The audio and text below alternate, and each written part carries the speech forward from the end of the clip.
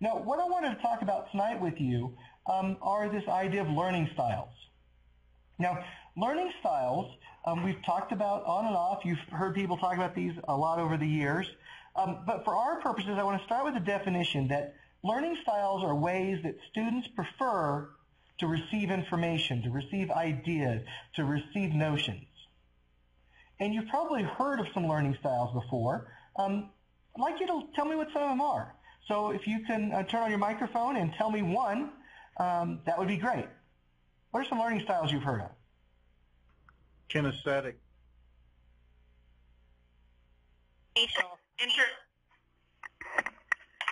Interpersonal.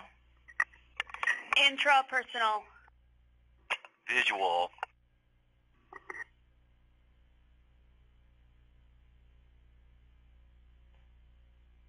Pretty good list. Do you want to add one more? No, auditory. Good. All right.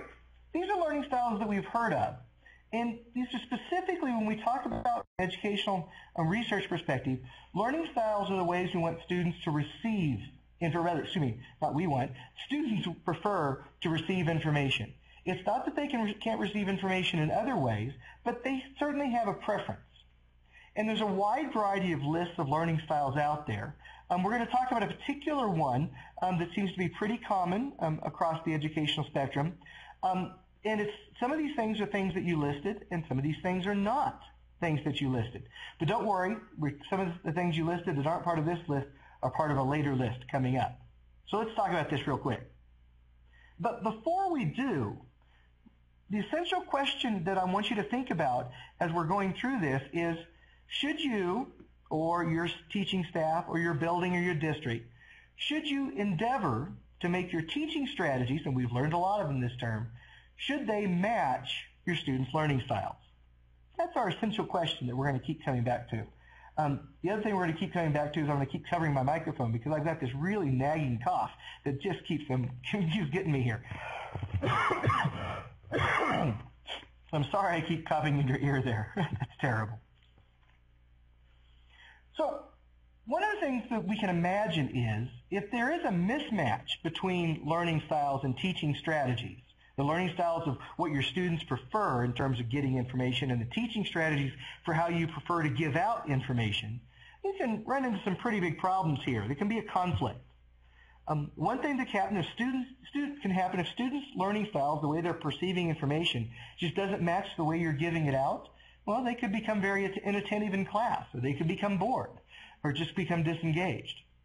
We also might see evidence that students might do poorly on exams if the way you're giving out information isn't consistent with the way they like to receive information. They may get discouraged about the courses, may get discouraged about the class, might even drop out of school. I mean, this mismatch potentially could be a pretty bad thing. But not just a bad thing for students, it can also be a bad thing for your teaching cadre as well. I mean, if the teaching strategy and the learning styles don't match, you might imagine that you might see lower test grades. You might find your students to be unresponsive to you or even hostile to you. You might find that your attendance and tardiness rates go crazy. And you might find that you yourself are getting frustrated and might even find yourself being incredibly critical of students. They're just not getting it. So this seems like this idea of a mismatch between the way students perceive information and the way you're dealing out information. If there's a mismatch, it could be a real problem. Well, let me talk to you about the sort of the 5 most common dimensions of students' learning styles. And the first one of these is, I'm going to set this up in terms of a dichotomy here. And that has to do with how students want to perceive the information, not just receive it, but how they perceive it. How are they engaging with it? And we typically set up 2 ends of a spectrum, and those 2 ends of the spectrum are what we call students who prefer a sensory input versus students who prefer an intuitive input. Now, sensory inputs are things that are pretty concrete. They're things that you see, things that you hear, things that you can touch. And you know students that really have to hear it, they really have to touch it, they really have to see it. But there's an entirely different group of students who like to perceive information in a class in a very different way. And we call those intuitive students. Intuitive students are students that think more about ideas, or they think more about memory. In fact, Or they may think about insights and how things apply in a variety of ways. What are the long-term implications of an idea? So for example, if you're teaching your students about physical science and about forces and about motion, some students want to get in there and they want to play with cars and they want to push against the wall.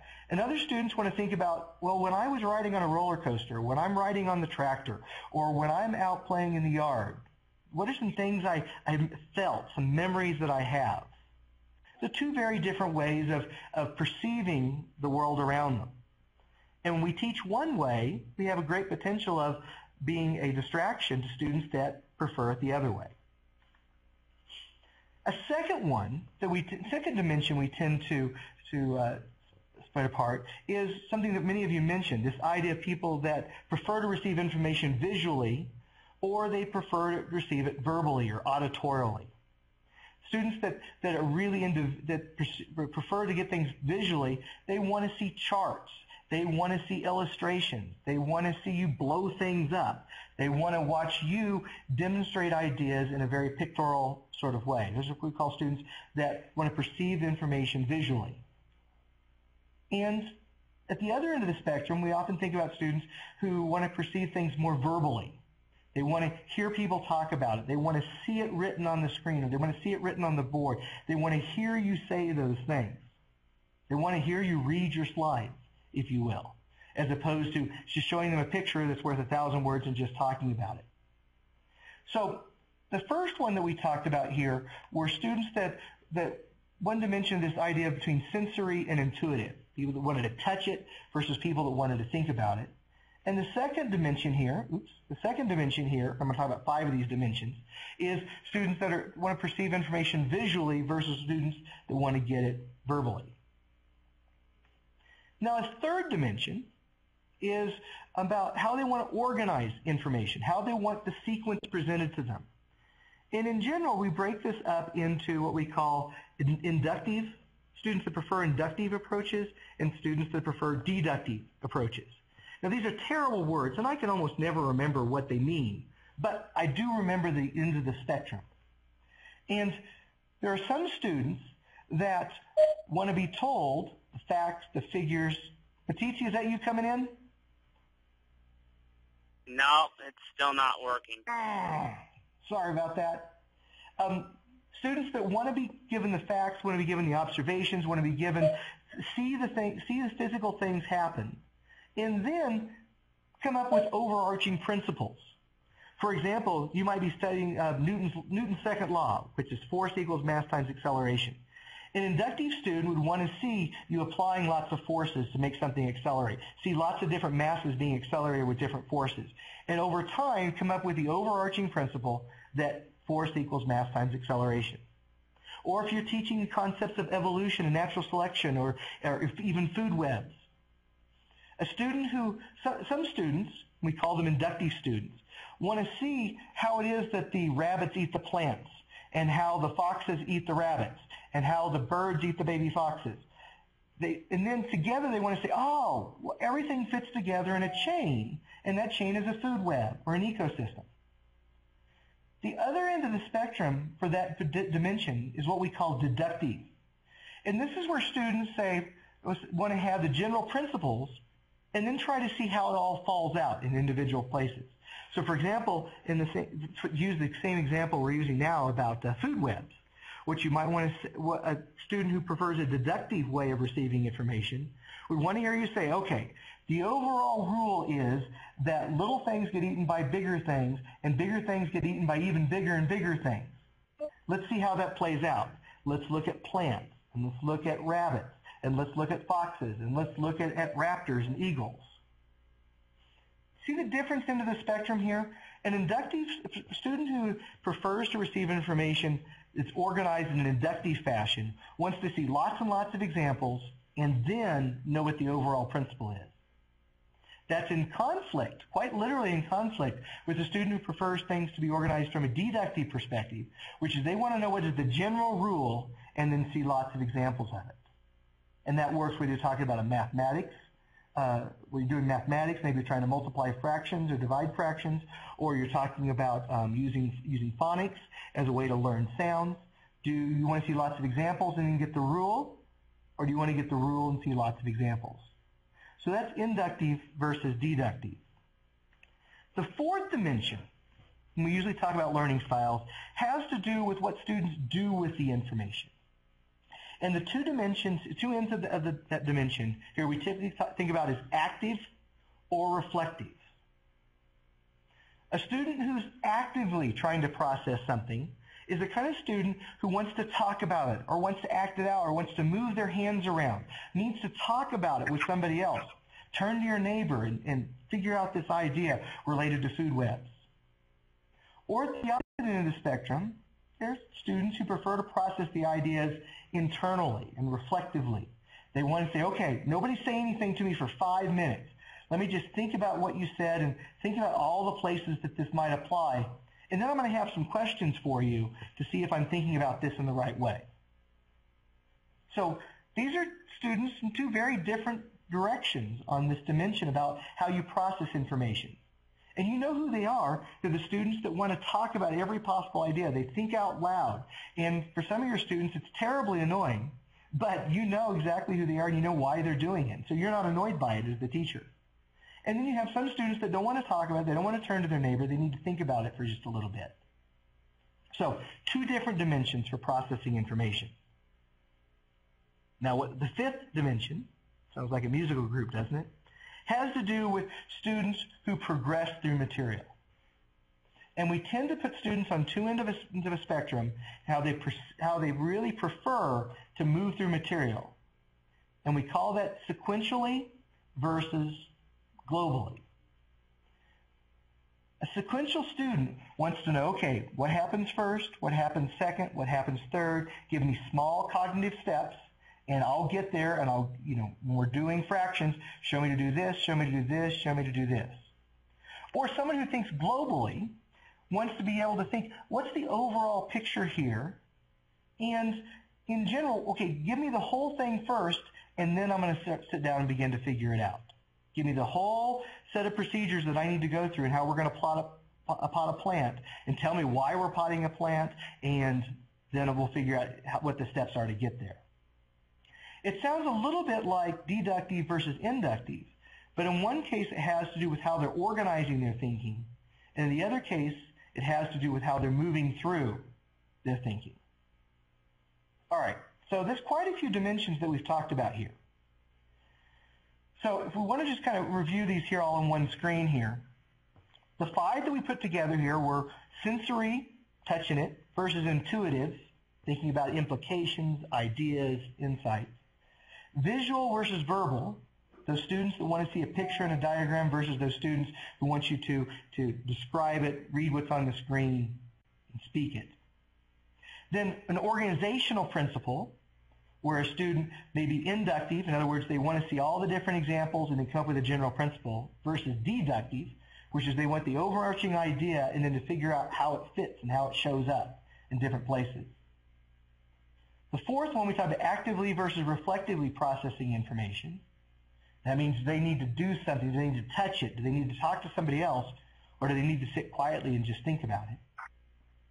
And finally, what's the progression through material? Is it sequentially, step by step by step, or is it give me the whole big picture here and let me understand where we're going?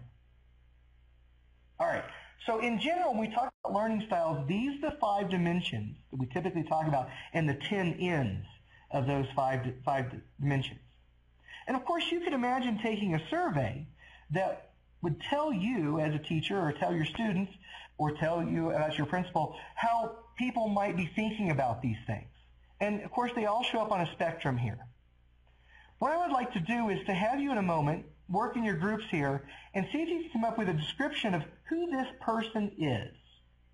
In other words, I don't want you to say they're halfway between active and reflective, they're halfway between sensing and intuitive, but let's use words you might be using if you're talking to a parent, for instance.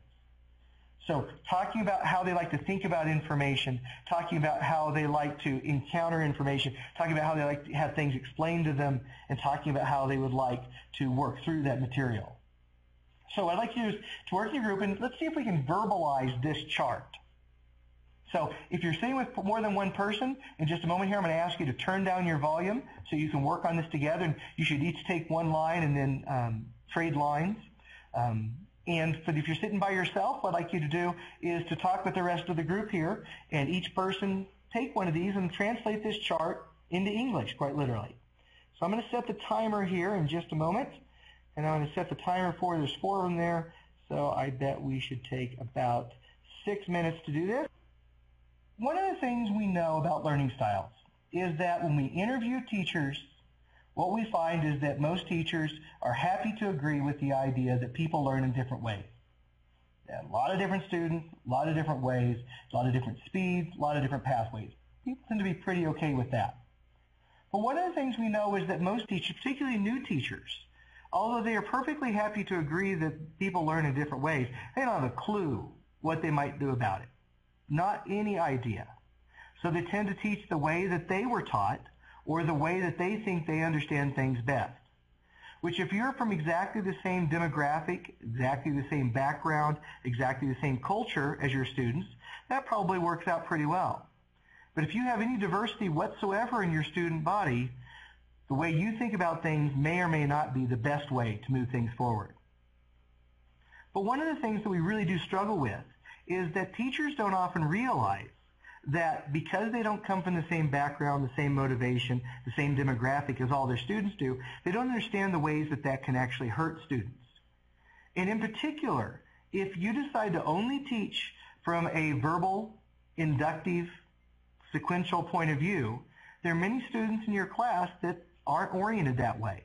And that can have tremendous effects on them in terms of what they decide to do for careers, whether or not they're going to be successful in your class, or whether they're going to be successful in other people's classes.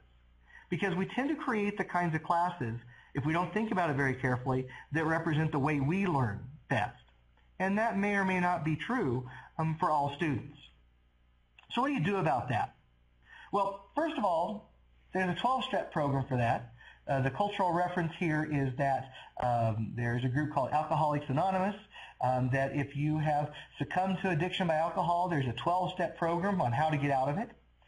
So we also have a 12-step program on how to manage the fact that you may have a lot of students with a lot of different learning styles in your classroom. And the most important thing is to not panic. Many of the things that you do automatically, because that's the way you like to learn and the way you like to teach, the way your teachers like to teach in your school, a lot of those things are okay. They work all right. But it really is important to recognize that there is a problem. And the problem is that there are students in your classes that aren't quite like you. They grew up in a different place. They grew up in a different time. They have different things that are important to them. And so one of the strategies here is to take extra time and tell your students what it is that you want them to know, what it is you want them to be able to do. It shouldn't be a surprise to students what kinds of things are going to show up on test day. They should be very well aware of those kind of things. Now, if they choose not to study and not to prepare for those things, well, that's a different issue. But there shouldn't be a surprise about what kinds of things are happening on assessment day. And another strategy that people have found very useful is to, when they create assignments for students, to give students lots of options, lots of ownership in how they want to present ideas. Because it turns out that giving students ownerships and presenting their ideas can help them choose which ways seem to work best for them. Now, I should point out here that the folklore is that students don't know how to choose the right assignment for them. If you tell students they can do an oral presentation, they can make a website, they can make a diorama, they can create a skit, the rumor is that students don't often choose the one that's the best one for them. Turns out that I'm pretty sure that's true. Been true in my classes, but the research doesn't bear that out. When we actually do try to test students about their learning styles and watch how they perform, in general, they do seem to pick, statistically tend to pick things that work well. So maybe as teachers, what happens is we remember when students don't choose something that doesn't work out very well for them, and that becomes an anecdote that we kind of remember as the students are trying to try some things out and explore some things. But what we are pretty sure is that if not all students learn the same way, that means all students don't demonstrate their understanding in the same way either. Now, what are some teaching strategies that seem to work? Well, if we think about the sensing versus intuitive dimension, and the visual versus verbal dimension, and sequential versus global dimension, It turns out that you don't have to go one way or the other. You can kind of split these down the middle sometimes. Turns out that lecturing and giving your students slides works really well for a particular group of students, particularly students that are sensing students, that are balanced between visual and verbal, and that are sequential, that can follow the sequence of slides pretty well. So lecturing is not a bad idea, but it doesn't hit all the different dimensions. An entirely different dimension is the idea of having students create exit tickets, things that they need to do at the end of class or at the end of a section. Something that seems to be very popular is this idea of creating a tweet. Now, if you don't know what a tweet is, that's okay. A tweet is something that you do on Twitter. Now, if you don't know what that means, that's okay too. So it turns out many students communicate with each other by means of short text messages that show up on their phone or show up on their computer using a system called Twitter. And what's curious about Twitter, this program called Twitter, where people do want to send messages back and forth, called tweets, is that you're limited to 160 characters at a time. That's not very many words. And having students begin to think about what was the main idea of today's lesson and condensing that into a powerful headline, like a newspaper headline or a tweet, can be a really good way of helping students realize when they get something and when they don't get something. And you as the teacher are able to give them some feedback. Very different than writing an essay, very different than drawing an illustration, very different than creating a diorama. But this idea of creating a summary. By the way, if you're really into tweets, there are people who write entire stories or entire poems at 160 characters. And so it gets to be a bit of an art form in some cases. Excuse me. But another strategy is to really take advantage of students' use of verbal and sequential ideas in thinking about things like flowcharts or life cycles. For example, here's a butterfly life cycle, and you might ask students to look at these pictures and convert the visual to the verbal. So number one, we see a bunch of dots there on a leaf. Those are eggs. We see this little long-looking worm here with long ears and a bunch of little legs. That's a caterpillar. And we see that the caterpillar can embed itself in a hard, solid object, which we call a chrysalis, which eventually can turn into a butterfly. So helping students navigate this issue between visual issues and verbal issues can be very, very, very powerful. As can inventing dialogues. Many teachers know the value of creating skits or having students create skits or presentations to explain an idea. But doing it in shorthand, for example, giving students a cartoon strip and asking them to invent a dialogue to demonstrate their understanding of maybe economics or of food webs or of different artistic periods or different sounds that words make. And adding it into a script here can be one way, the idea of inventing dialogues. This, again, is more intuitive than it is sensitive because it has to do with feelings, what people say, in trying to interpret and get insight into what people are doing by looking at their facial expressions. Another idea that seems to work with intuitive students and global students is to think about analogies. So, for example, we have a picture here of socks, and we might say socks are to feet as gloves are to hands, for instance. Might be another way to go after this. And again, what we're doing is just varying the ways that students receive information, they organize that information, and for you to peek into their brains to see what kinds of things they're thinking so you can begin to understand their strengths and weaknesses. Another example we talked about earlier in the term was this idea of metacognitive wrappers, which is not only doing an assignment and getting feedback on that assignment, but also looking at how did you think about thinking.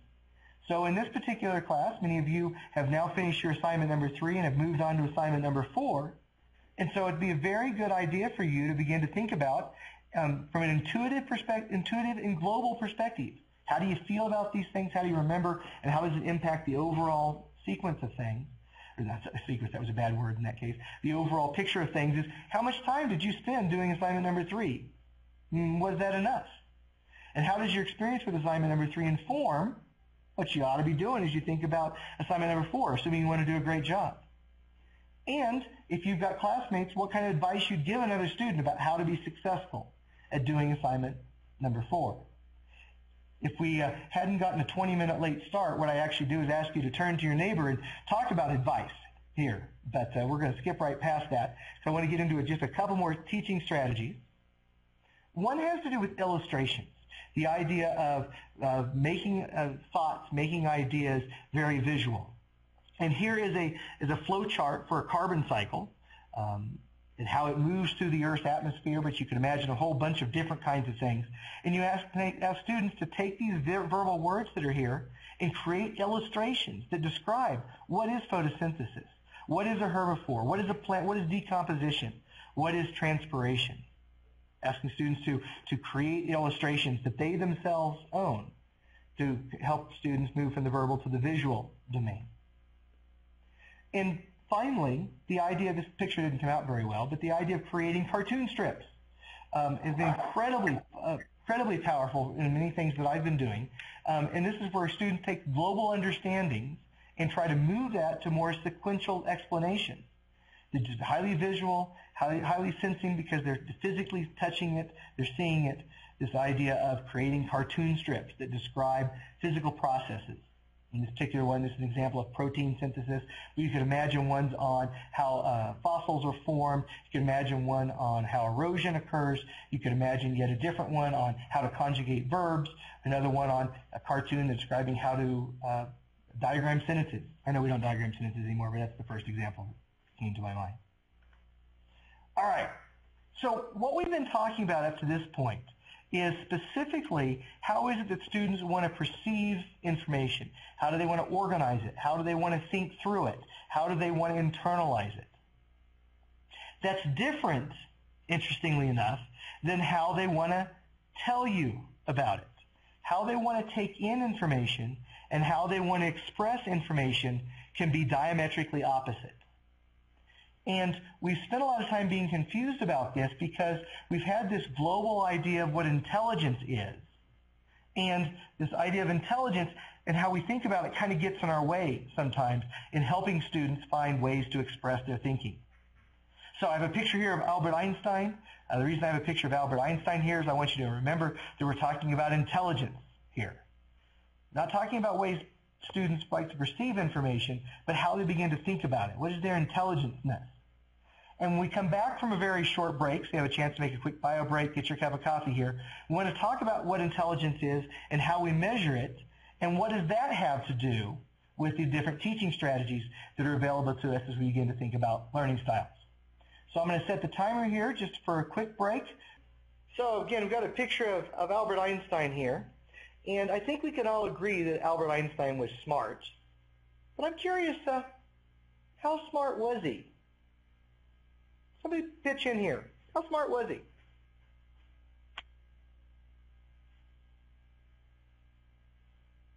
He was so smart that they thought he wasn't very smart in school. Tell me what you mean by that. Well, I think he probably thought differently about things, and he had a level of intelligence that teachers probably didn't recognize at that point. So if he became bored or distracted, they thought it was because he wasn't engaged and wasn't smart, as opposed to thinking that maybe he was bored in class because he was so much more intelligent than what they originally thought. I think that's a pretty good description here. And you talked about a level of intelligence. And we often do talk about a level of intelligence. And we talk about this thing called an IQ score. Now, IQ stands for intelligence quotient. But does anyone know what IQ is? You can take a guess. The level where we are, to know what kind of knowledge we have. Tell me some more, Delnoza. Let's say if I'm like in high school, if I want to take a test, I would like to know, am I in middle school level, or is it an upper high school level, or I'm more than high school, have more than high school student knowledge. Who'd like to add to that?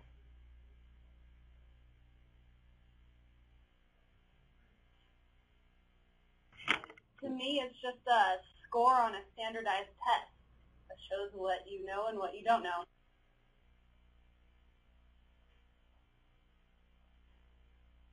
Do you remember what test that is, Cheyenne? Sorry, I stepped on somebody. No, I don't. Tell me some more, guys. The dictionary says that intelligence is the ability to acquire and apply knowledge. Love Webster. Ability to apply and to acquire and apply knowledge. Good. What can you tell me about the IQ test? Anyone ever taken one? Do you remember anything about it? What do you remember about it?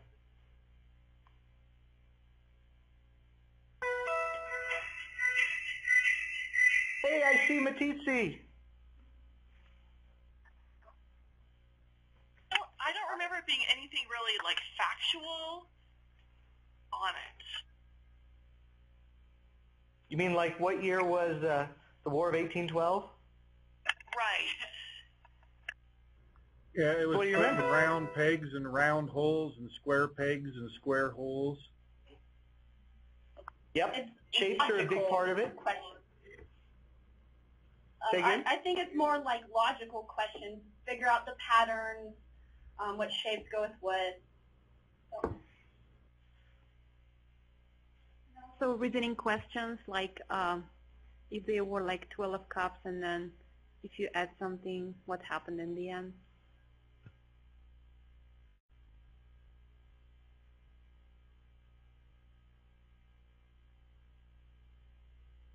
Does it, I've never taken it, but does it balance out the intelligences? Or is it heavily leaning against or towards visual?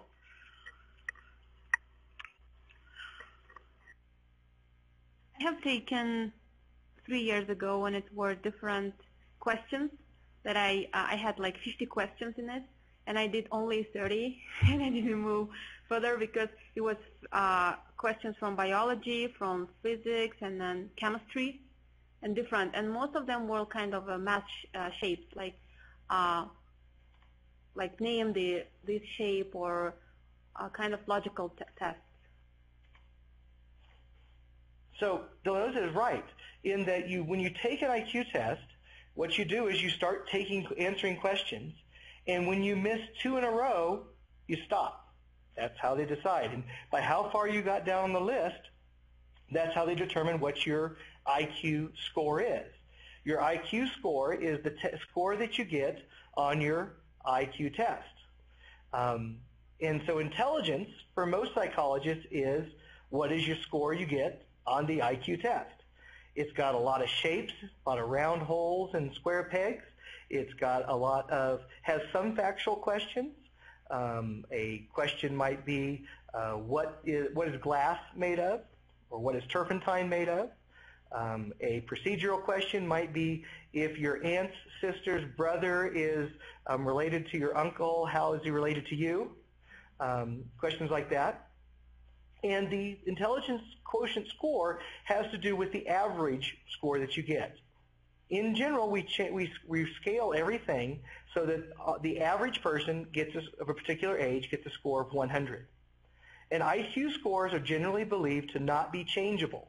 In other words, if you test a 3rd grader and measure their IQ score, and you test a 9th grader and measure their IQ score, they will get different scores on the test, certainly, but they should get exactly the same IQ score.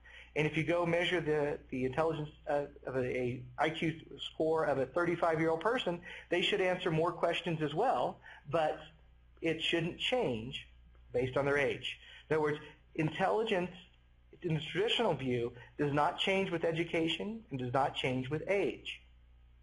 So the IQ score is a measure of how well you do on the thing called the IQ test. And there's a range of scores. As I mentioned before, if you are in the normal range, what most people are, 67% of the population fall in a range of a score from 90 to 110. We would call that normal. Somebody who scores more than 110 up to about 129, we call that person intelligent. So when it scores from 130 to 139, we'd say that person was gifted. And anyone who scores above 140, we call that person a genius. But it works the other direction as well. Somebody who scores between 80 and 89, we would say that person is dull. Someone who scores between 70 and 79, we'd say that person is stupid. Now you say, wait a minute. We use the word stupid all the time in casual conversation. It turns out stupid has a definition. Because if you score between 50 and 69, that's the definition of a moron. So if somebody says, hey, you're stupid, say, no, I'm not, I'm a moron, you can actually test this sort of thing. So in between 20 and 49, we would call it imbecile. Anyone less than a score of 20, we would call it idiot.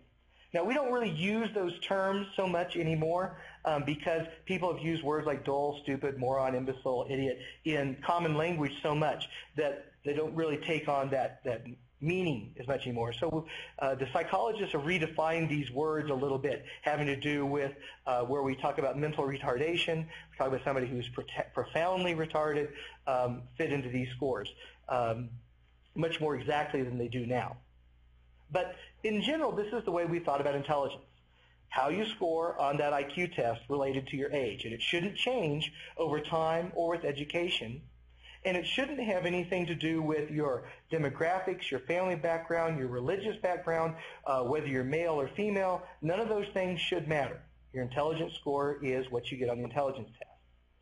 But it turns out that there's been a lot of critiques about the IQ test over recent years.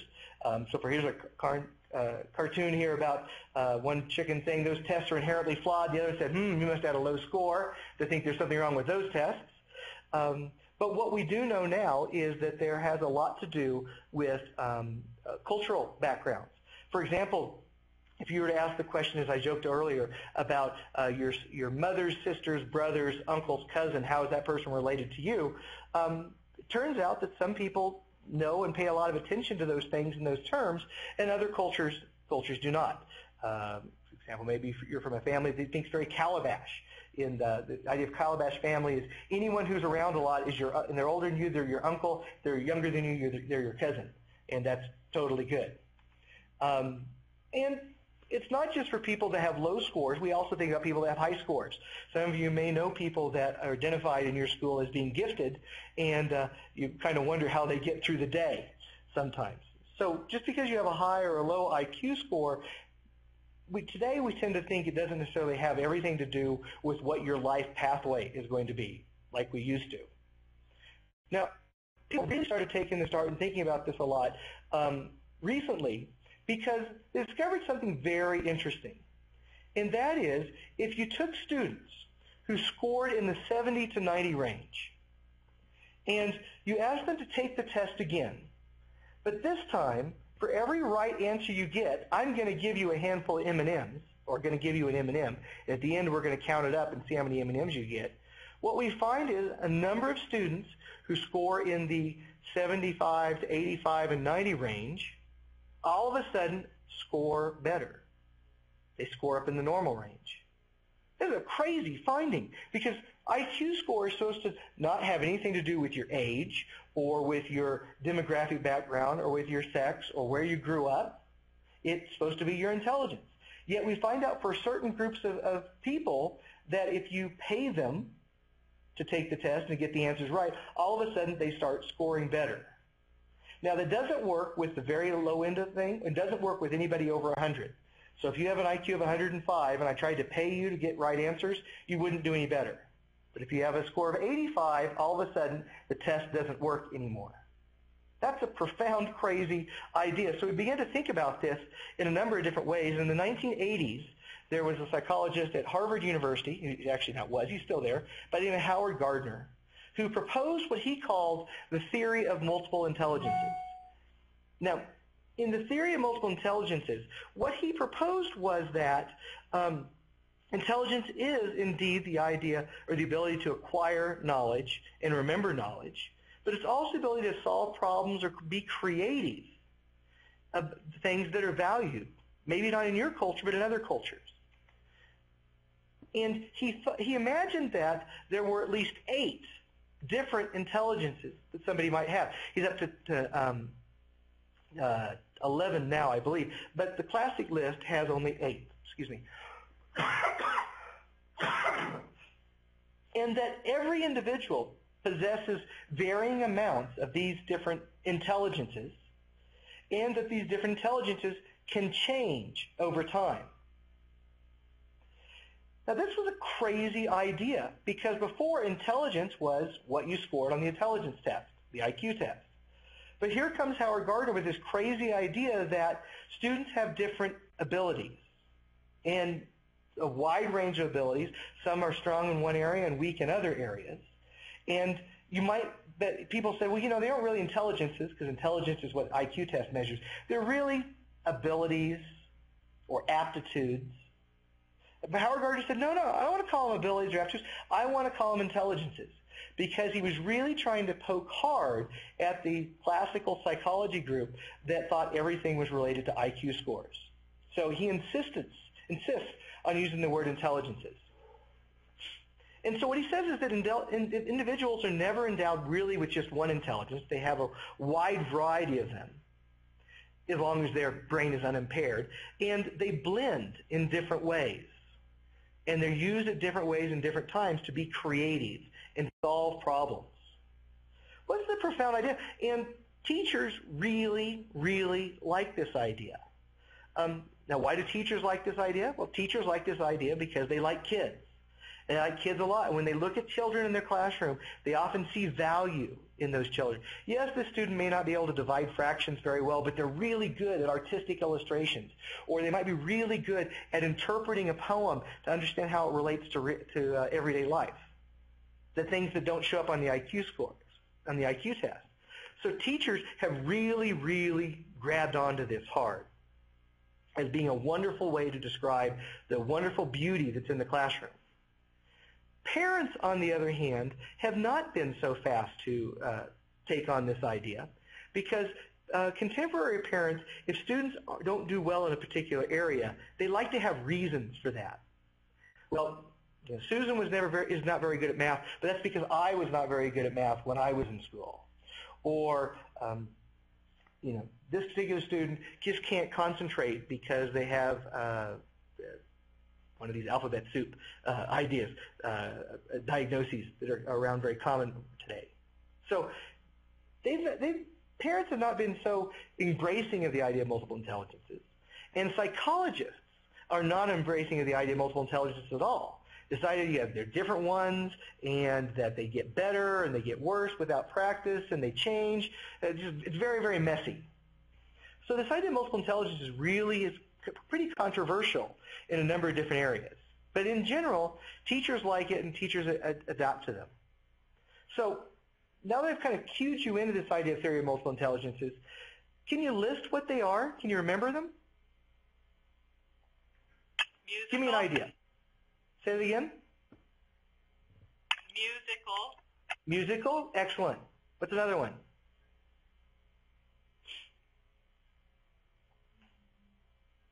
Kinesthetic. Kinesthetic. There we go. Good. Verbal. Verbal. Good. Interpersonal. Intrapersonal. Stopped counting. Did we get up to 7? Intrapersonal. Intrapersonal. Good. Linguistic Linguistic. or verbal, I guess. Isn't there one to do with like a nature? Naturalistic intelligence. Logical. Mathematical. There is a logic-based one, yes. There's also spiritual in the new list. Now, this is different than the list we listed earlier. The earlier list that we were talking about was related to what we called learning styles, how students want to perceive and receive and organize information. Howard Gardner's theory of multiple intelligence is different. It's about how do students want to express their understanding of an idea. So it's quite a bit different list. Somebody mentioned linguistic intelligence. Yes, linguistic intelligence, the idea of being able to look at words and be magical with words and know exactly the right word choice and understand the subtle differences between different kinds of words. Poets, speechwriters are often strong in linguistic intelligence. But there's also a thing, which the very first thing someone mentioned was musical intelligence. That some people just can really organize rhythms, timbre, pitch, in ways that other people just can't do. There's also the logical one, logical mathematical, the idea of being able to see patterns in things, being able to understand and have number sense, how we categorize ideas, how different categories relate to one another. Totally different than those three is also this idea of what we call spatial intelligence. Now, these are people that just know where they are. You can turn off the lights in the room and they can still find their way back to the desk. That have a really good way of thinking about, if I was standing on the other side of that car, what would the whole scene look like? Or if I was standing on the other side of the forest, what would that map look like? They're able to translate, transform, rotate, and organize ideas. Somebody else mentioned the idea of body kinesthetic. And that's an extreme ability to be able to manipulate one's body and control exactly where it is. You might think about Tiger Woods' golf swing. You might think about Michael Jordan's jump shot. You might think of a surgeon that has an amazing ability with a scalpel to do neurosurgery. Somebody just has incredible ability to control how their body moves and to be able to use their body to interpret ideas. Somebody mentioned interpersonal. Interpersonal is the idea of understanding how other people feel. You know these people. They walk into a room and they can tell if somebody's upset, or they understand that what they can say can make people happy or make people sad. They interpersonal people are ministers, clergy, doctors with great bedside manner, teachers can just walk into a room and just know what's going on in that room. As opposed to intrapersonal, which is people that seem to be very internally aware of who they are, what their emotional state is. They know why they're doing what they're doing. So they have more interpersonal intelligence. And finally, this idea of a naturalistic intelligence. Now, naturalistic intelligence, in a very modern sense, is this idea of being able to recognize patterns and be able to classify things very easily. So, for example, you may know kids that can hear a car drive down the street and they immediately know, oh, that's a 1981 Ford Thunderbird. Or, no, that's not. That's a 1996 Ford F-150 pickup truck. That's the modern version of that. The more ancient version of that, of course, is somebody that when they're in the field can immediately know which plants produce which kinds of berries, which kinds of tree sap have medicinal purposes, able to recognize and classify and disembed things from nature. So again, there's a real important distinction here when we start talking about becoming an expert in education about the difference between learning styles and multiple intelligences. So learning styles, again, is how do students desire or prefer to receive and organize ideas they're getting from someone else, whereas multiple intelligences are how do students demonstrate their skills, their abilities, their understandings. It's a pretty important distinction because one has to do with how you teach students, the other has to do with how you test students. And we tend to muck around and confuse the list a lot and not be very careful with our semantic differences. But when you really start looking at test instruments, when you really start looking at instructional strategies, understanding the distinction is critical. So here's our list of all of Gardner's multiple intelligences listed here. There have been some new ones that have been added over time. People have argued about these in a variety of different ways. But again, teachers seem to know what to do with this because they begin to think about, all right, what are different ways I can assess my students and give them ownership in what's going on? What are different ways I can engage my students in ideas? Now, I think we could probably all agree that the idea of multiple intelligences seems pretty reasonable. But if we ask people what kind of specific things you might do with it as a teacher, we get into some problems. And the problem we run into is, suppose you take 5 teachers from around the table here who are pretty sharp, a lot of teaching experience, a wide variety of things in their toolkit, and you give them this list and say, all right, here are 8 different things. Tell me 8 or even 16, 2 for each, things you would do in the classroom related to this.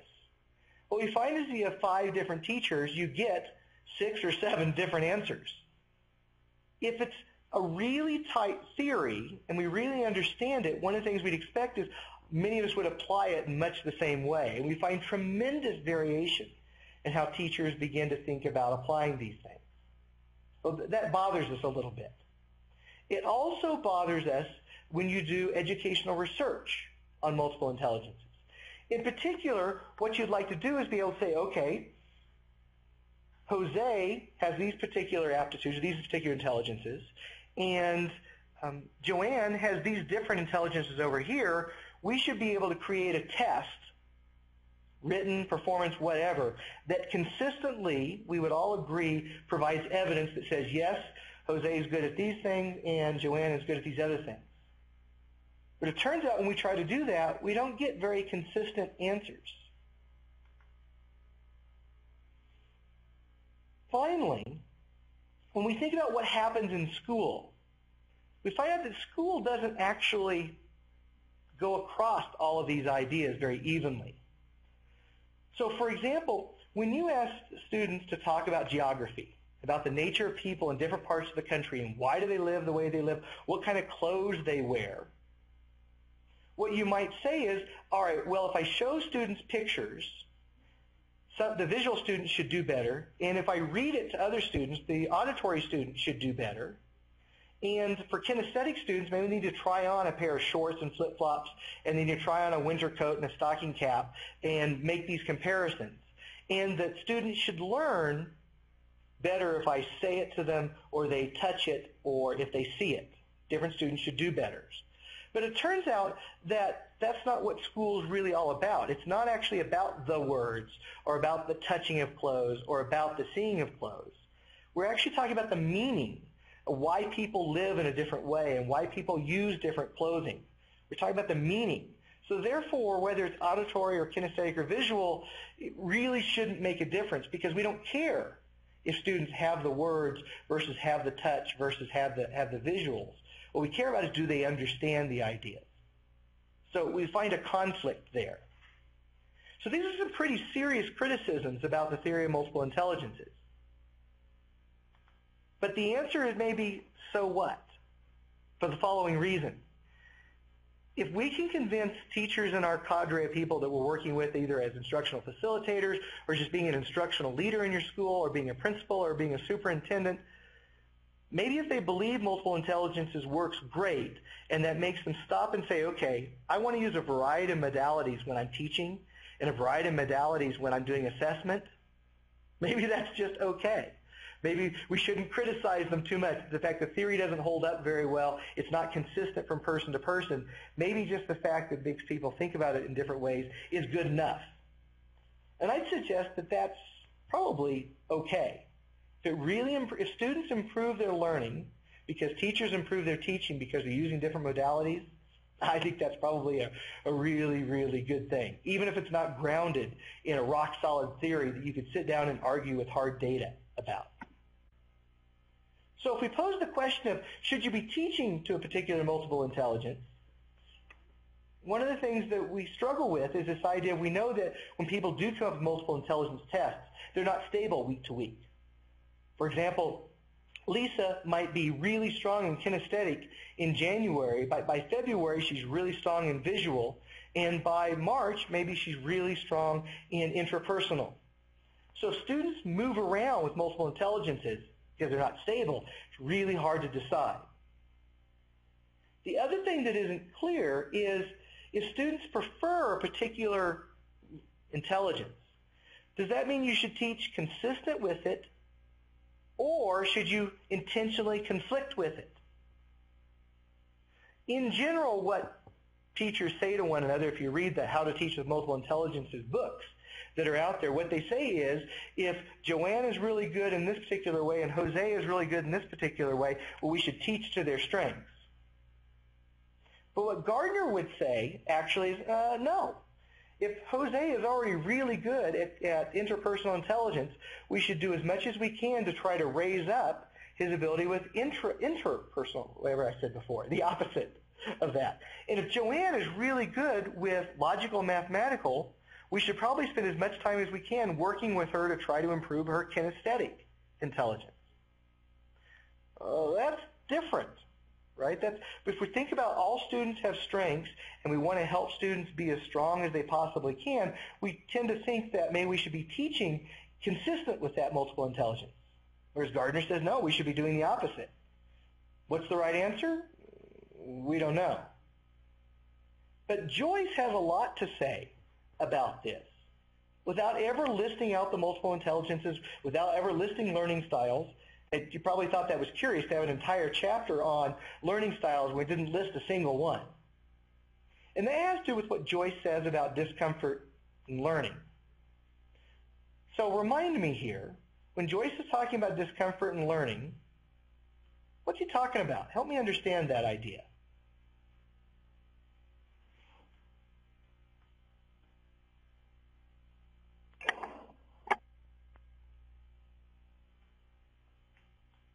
You need a little discomfort to, we talk about in kindergarten, if we are teaching right at their level, they're not grasping new ideas. So if we ratchet it up a notch and we make them really think about what we're doing and maybe just have them all of a sudden have the aha, then they're a little uncomfortable, not at a frustration level, but just a tiny bit of discomfort to go, oh, I figured that out on my own. So Vygotsky talked about that in the 1920s. You remember what he called it? Zone of proximal development? That's right, zone of proximal development. All right, so you've got a good start on this. Tell me some more about discomfort in learning. Joyce also mentions about different kind of students who are different, can get the information from the teacher. They can kind of don't understand or sometimes understand but don't catch it. So he was talking about that too. Good, Delnoza. What else do you remember? In order to really grow and learn, you have to have discomfort, and I think you used the word like disequilibrium or something like that, where you put the students in a little bit discomfort zone, and then there's marginal learners range from all to none. So Piaget talked about this idea of disequilibrium, was that students needed to feel a little bit of discomfort, that their current thinking was not complete enough, that the way they thought about these ideas wasn't fruitful, it wasn't productive. They needed a little bit more information, they needed a better idea, and that a teacher's job is to put them in a position where their current explanations, their current strategies for tackling a particular problem were insufficient, so that they desired to have a better explanation. Now, of course, what Joyce turns to is talking about this idea of marginal learners, and that's different than what Piaget was talking about. What did he say about marginal learners?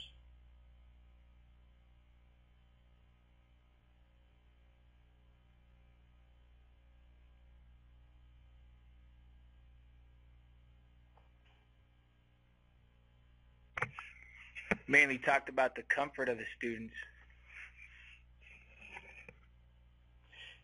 Specifically, that marginal learners have a very different zone of proximal development than other students do.